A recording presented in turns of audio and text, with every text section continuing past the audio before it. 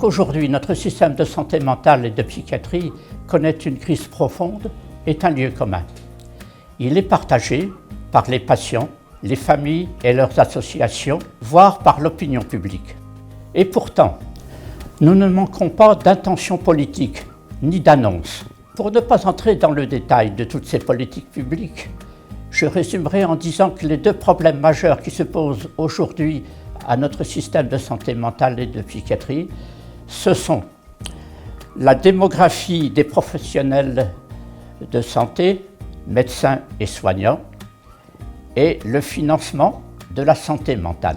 Puisque cette année, le thème de la semaine d'information porte sur les droits des patients, je voudrais, pour illustrer les deux problèmes que je viens de citer, partir d'un exemple concret qui touche de très près aux droits intimes du patient hospitalisé. Je veux parler de l'isolement et de la contention. Pour protéger le malade lui-même et les tiers, ce sont des pratiques qui ont cours dans nos établissements de santé mentale, mais qui posent des questions tout à la fois éthiques et juridiques. Ce problème de l'isolement et de la contention est une réelle préoccupation aujourd'hui. Je ne pense pas me tromper en disant qu'il existe un consensus entre les soignants, les patients et les familles pour regretter l'usage à ces pratiques avec pour objectif d'en limiter le recours. Pour y parvenir, deux choses paraissent essentielles. D'abord, favoriser la prévention en développant la prise en charge de proximité en ambulatoire.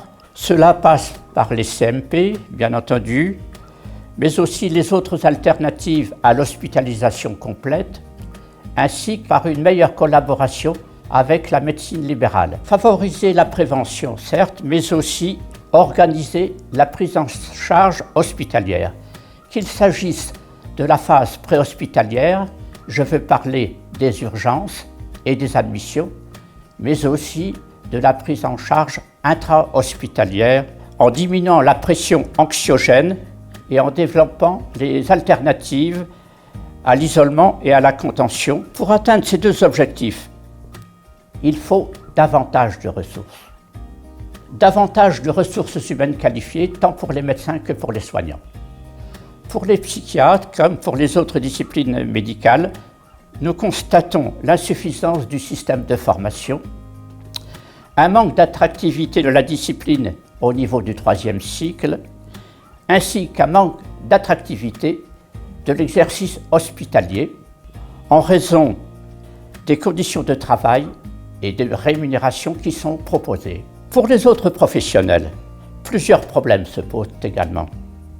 L'insuffisance du nombre de postes budgétaires, bien entendu, mais aussi les difficultés de recrutement, sans oublier les carences du système de formation initiale. Mais qui dit davantage de ressources humaines, dit aussi davantage de ressources financières, ce qui implique une augmentation globale des ressources de l'assurance maladie consacrées à la santé mentale, qui sont stables depuis une bonne dizaine d'années, ce qui implique également une réforme en profondeur de la tarification de nos établissements de santé mentale.